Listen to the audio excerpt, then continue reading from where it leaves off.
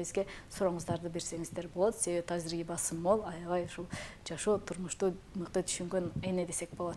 Ал эми айтсаңыз, ушул биз үй бүлөлүк маданиятты унутулуп баратат, солгундап баратат деп айтып жатасыз жанатан бери. Ошондой эле ушу дасторкон четинде чоң ата чоң эне менен бирге отуруу, ал жерде көп маселелер козголуп, ошондой эле бул тарбиялык мааниси өтө чоң, жогору болчу деп айттыңыз да.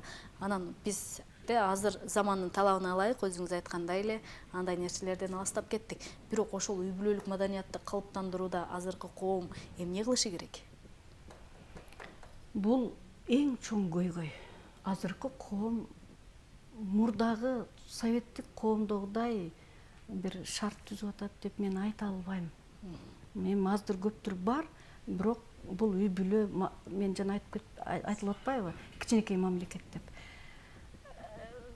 Коом чоң иштерди жасаш керек.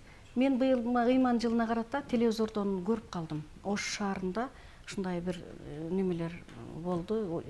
Жанагы ыйман, маданият, ушуларды адеп боюнча бир 3 иш чара айтылыптыр.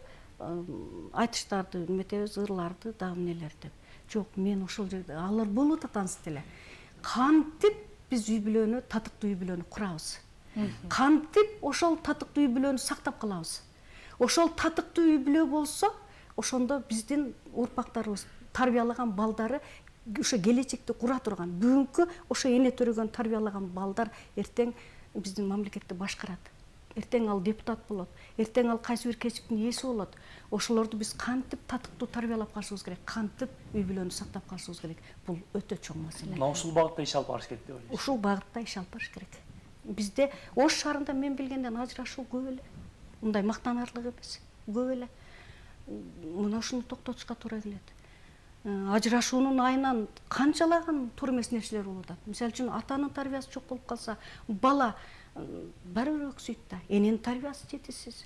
Атанын тарбиясы балага, ата мисалы үчүн отуруп аны Эрманастын үлгүсүндө, баатырлардын үлгүсүндө 12 жашында Семетей өзүнүн немесине келип хан болгон, бир ушундай нерселерди айтып, баатыр кылып тарбияланга ушундай немелер болушу мүмкүн.